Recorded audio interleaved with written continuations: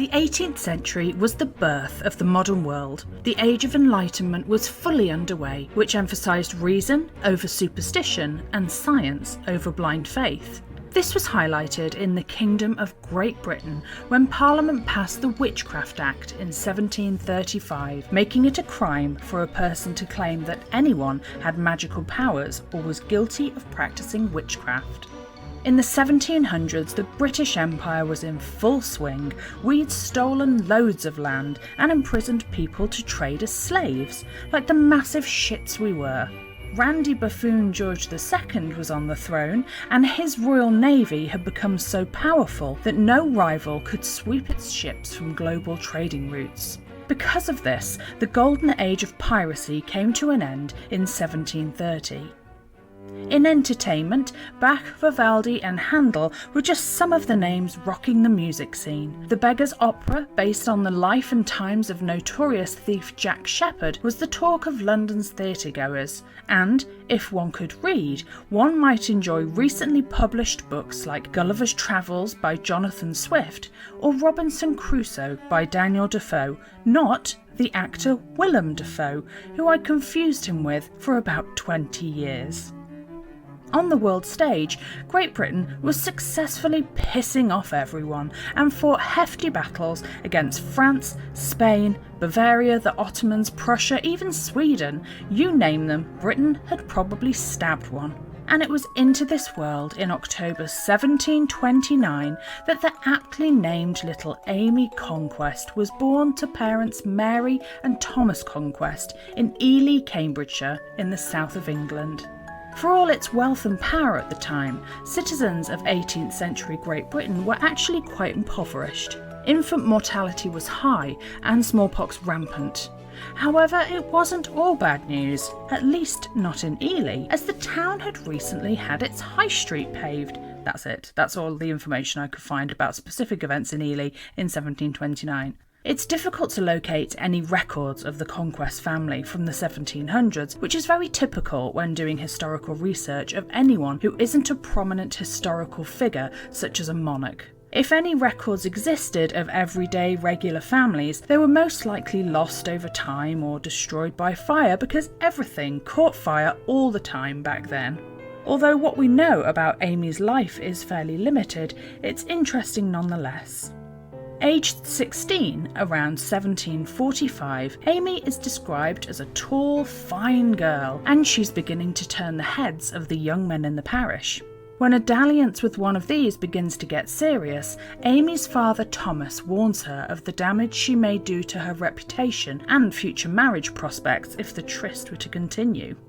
By summer 1748, 19-year-old Amy and the fellow in question were still an item. His name has been lost in the sands of time, so let's call him Oliver. Although still together, Oliver was growing tired of the relationship. However, Amy by this point believed them to be engaged to be married, so was surprised and angry when Oliver announced his intention to move to London without her. But just to ensure he kept her on his hook, he vowed that upon his eventual return to Cambridgeshire, whenever that was going to be, they would marry.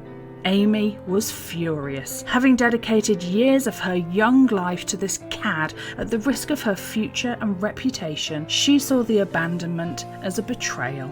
But Oliver didn't seem to have cared much, because off he went to the capital, leaving a hurt and bitter Amy behind to nurse her wounded pride and bruised heart.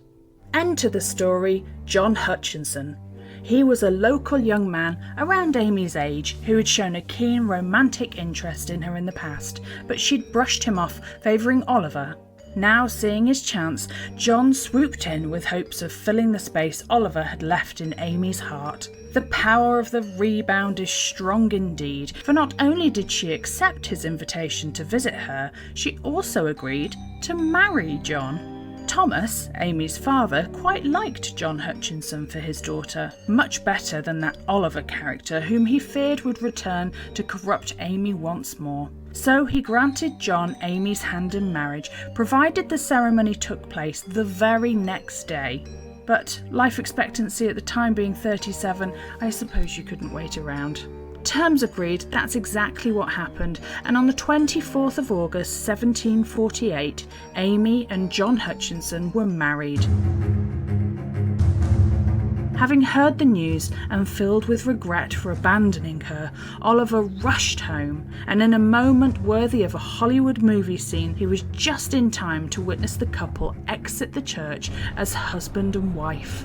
Seeing Oliver in the crowd rattled Amy, who began to deeply regret her rash decision to marry John. Within a couple of days, Amy and Oliver had rekindled their romance without much subtlety. The neighbours' tongues were wagging furiously, and it wasn't long till John found out about his new bride's infidelity. He was bereft and confronted Amy with the rumours. She admitted they were true, and John beat the crap out of her and demanded she end the affair with her former lover. Amy refused and defiantly continued her relationship with Oliver.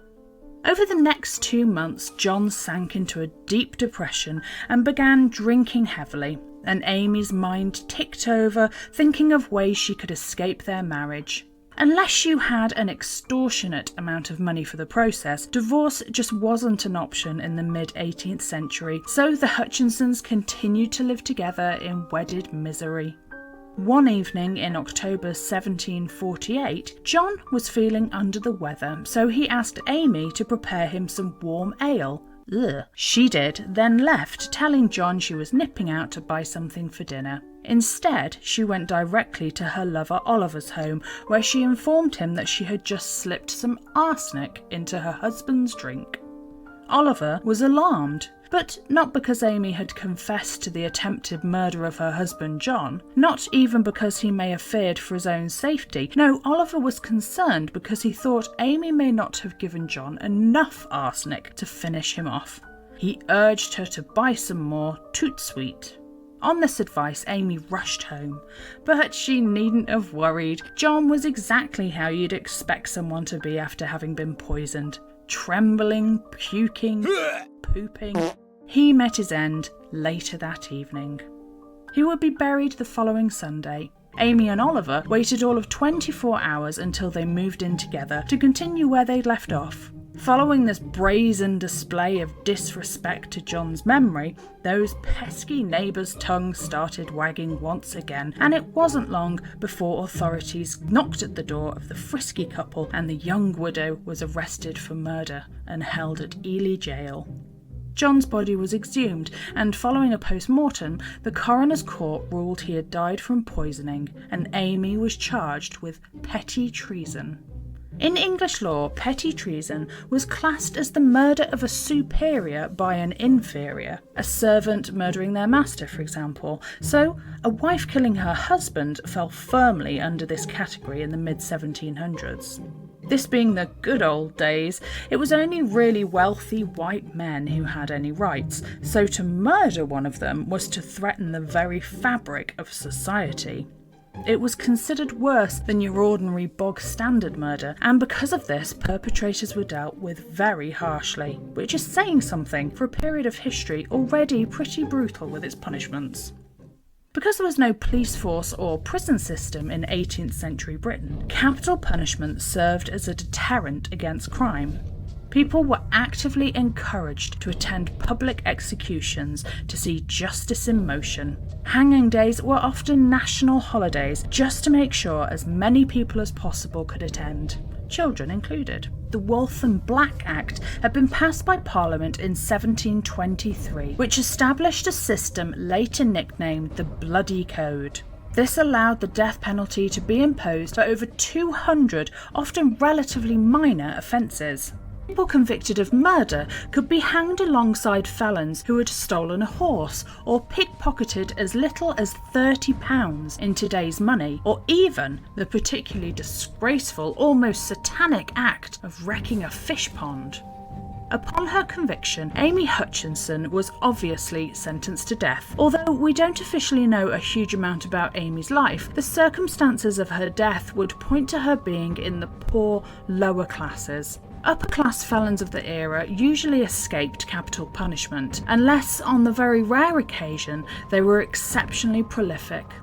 Hanging was the usual method of execution at the time, unless, like Amy, the felon's crime was seen as particularly wicked. Men found guilty of petty treason would be hanged, drawn and quartered, but to do this to female prisoners was considered too graphic for crowds, and not because of the violence, but because you may see the lady's boobs. So, instead, until 1790, a woman convicted of petty treason in Great Britain faced public execution by being burnt at the stake. A practice that completely backfired, no pun intended, because when a clothed person is burnt, the first thing to be burnt off is typically the clothes. And this sentence was to be Amy Hutchinson's fate. Her lover Oliver, by the way, seemed to have avoided any repercussions for assisting an offender or failing to alert anyone to the crime. Congratulations, Oliver. In jail, Amy wrote some advice for young women to prevent them getting into similar situations, as if being burnt alive wasn't deterrent enough.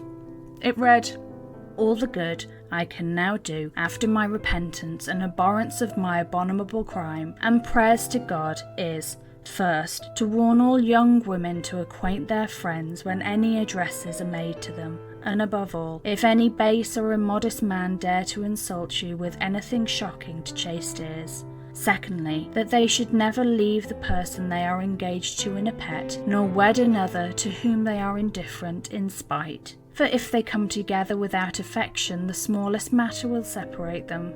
Thirdly, that being married, all persons should mutually love, forgive, and forbear, and offer no room for busy meddlers to raise and foment jealousy between two who should be one." Amy Hutchinson was executed in Ely, Cambridgeshire on the 7th of November 1750. A man named John Vickers, who had been convicted of murdering his wife, was due to be hanged before Amy's execution, but requested to be killed after so he could watch Amy's death, as you do. After a short prayer, the executioner showed what was considered to be mercy by strangling Amy with a rope before committing her to the flames in front of a crowd of thousands. I'm sure a great day out with absolutely no paralysing shock or crippling trauma was had by all the family. And that's it. Thank you very much for listening. Sweet dreams.